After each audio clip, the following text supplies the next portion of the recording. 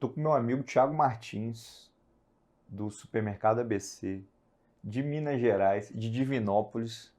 Você sabe que eu conheço Divinópolis, porque eu sou capixaba, né? Eu já contei essa história pro seu irmão também, você não estava no dia. Aliás, um abraço pro Túlio, meu amigo, de que tem uma banda muito boa em Divinópolis, chama Lex Luthor. E essa banda tocou na formatura da minha irmã, lá em Colatina, no Espírito Santo. Então sempre que eu lembro de Divinópolis, eu lembro dessa banda. Perfeito. Boa lembrança. Toca bem, né? Toca muito bem. Muita formatura, muita festa boa. E eu encontrei seu pai em Belo Horizonte, seu Valdemar, e a gente ficou contando sobre a história de vida dele. E eu queria que você compartilhasse aqui, obviamente eu vou fazer mesmo vídeo com ele, lá em Divinópolis, mas contasse um pouquinho a história do ABC, aqui para todo mundo que assiste aqui a gente. Perfeito, vamos lá. É um prazer estar aqui, né, na convenção. Acho que é muito importante esse encontro. E em relação ao meu pai e ao ABC, a história é quase que ímpar, porque o ABC foi a segunda empresa que ele fundou. Então, em 1970, ele abriu um pequeno atacado, né, de secos. Antigamente falava secos e Secos e molhados, molhados, era só secos. só secos. E naquele momento ele trazia feijão e arroz do sul, né, do país, e levava para Minas Gerais para revender. Então ele começou no commodity. Depois ele abriu uma loja e foi varejando esse produto, né, saindo do atacado um pouco e varejando, mas sempre no ramo atacado e varejo. Logo na sequência, o atacado naquela época, na década de 70, cresceu mais que o varejo. Então ele entregava, fazia atacado de entrega, né? Então entregava para pequenos revendedores, né? E foi agregando produtos. E em 1980 começou uma onda de melhorias nas mercearias existentes naquela época. Você é de Espírito Santo, você lembra muito bem, na caderneta. E as lojas foram melhorando.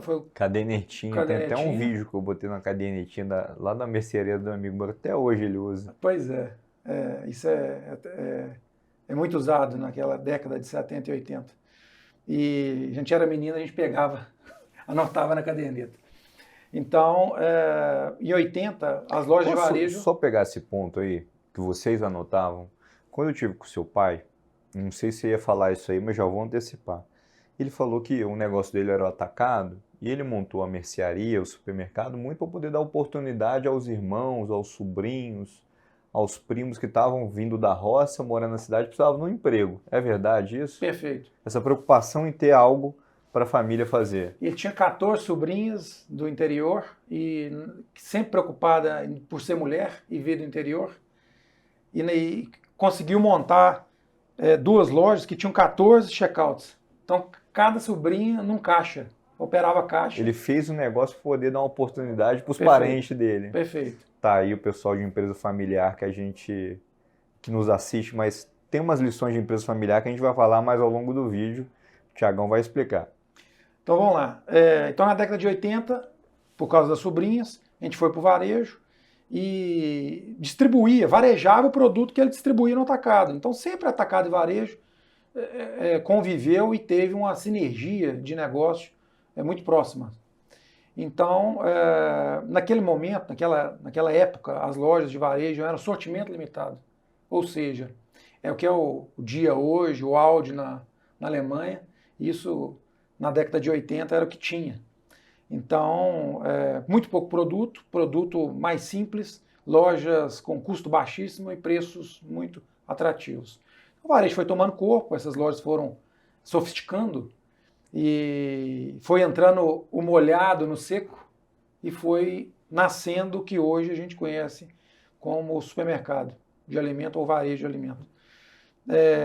E também agregou depois o não alimento, que é o bazar, que a gente fala lá, o departamento de bazar, que é o que a gente usa, bazar leve, né, que a gente usa plástico, né, que a gente usa em casa. Hoje vocês são quantas lojas? Hoje são 40 lojas de supermercado e 30 lojas de atacado, cash and care. Cash and care, que é o atacarejo. Que é o atacarejo. Thiagão, seu pai foi sequestrado. Como é que foi quando você soube que seu pai foi sequestrado? Como é que você viveu essa experiência? E ele estava me contando que ele ficou alguns meses sequestrado, né? Me lembro muito bem, eu estava com 17 anos, já trabalhava na empresa e num belo dia a gente teve a notícia, né, uma notícia muito triste, e naquele momento a empresa, os irmãos operavam juntos, né? Tinha segmento de atacado, segmento de varejo, segmento de commodity e fazendas. E naquele momento a gente perdeu a nossa referência, que era o líder, né? E foi muito triste, né?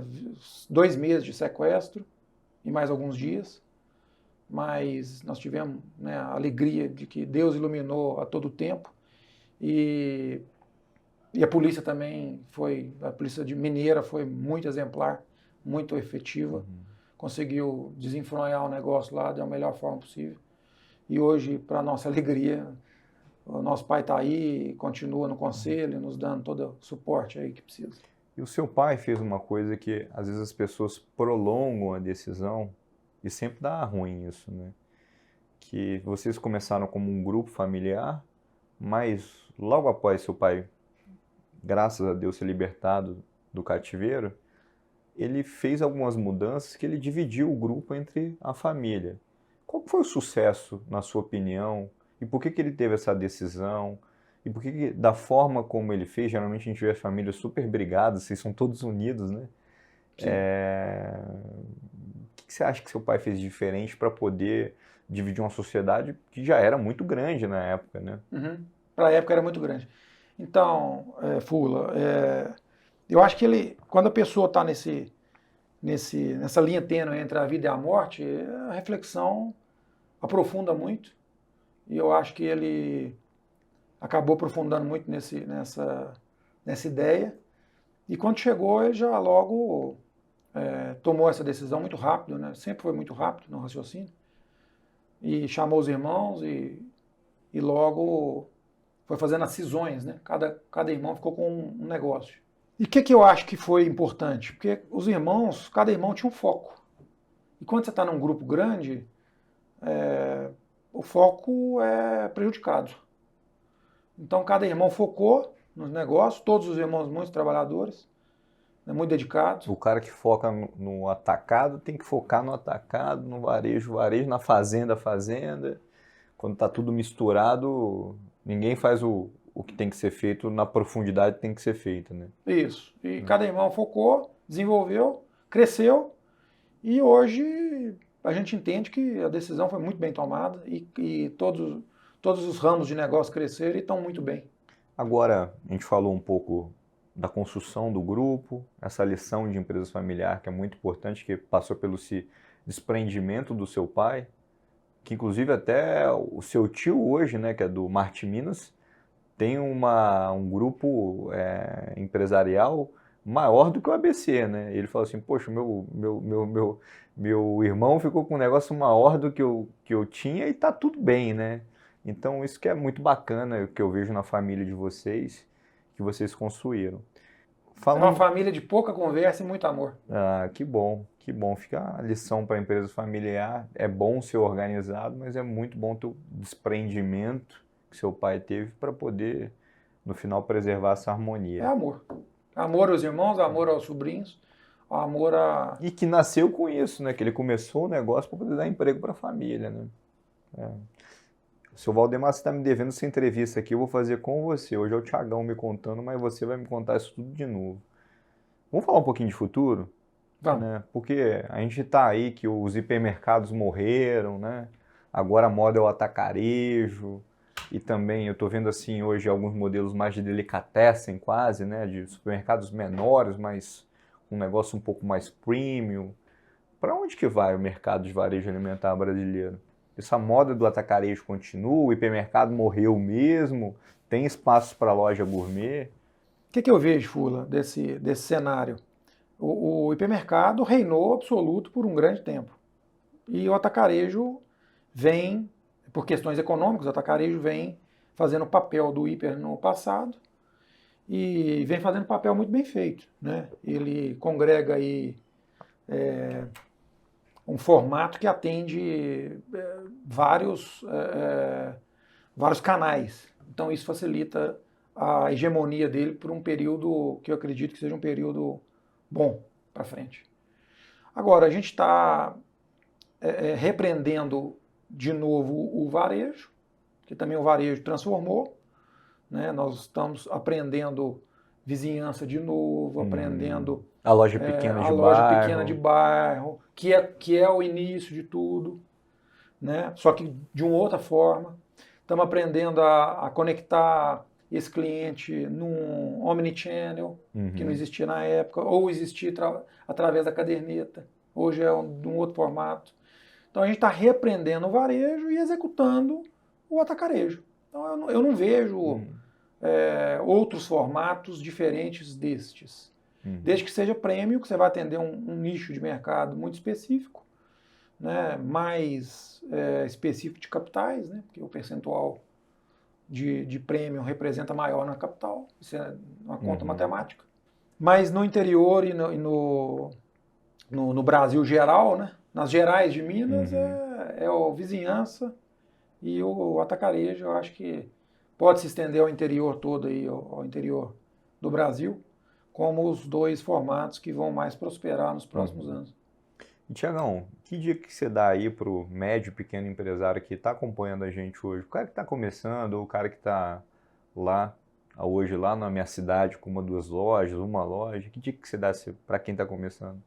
Bom, se eu pudesse falar assim bem resumidamente, seria foco. Nós comentamos agora, que é muito importante, inclusive até citamos o caso familiar aqui como exemplo, né? É um fato que ocorreu.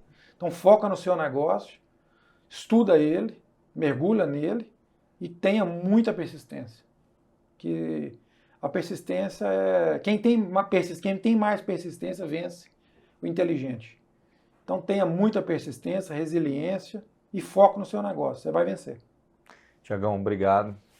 Um abraço pro Túlio. Seu Valdemar, em breve você vai estar aqui pra gente conversar. Não, vou lá em Divinópolis, mas tem que fechar um tropeiro com um torresminho pra mim. E um pão de queijo da terra. Não pode falar essa palavra, mas pelo amor de Deus. Obrigado. Obrigado, gente. Obrigado.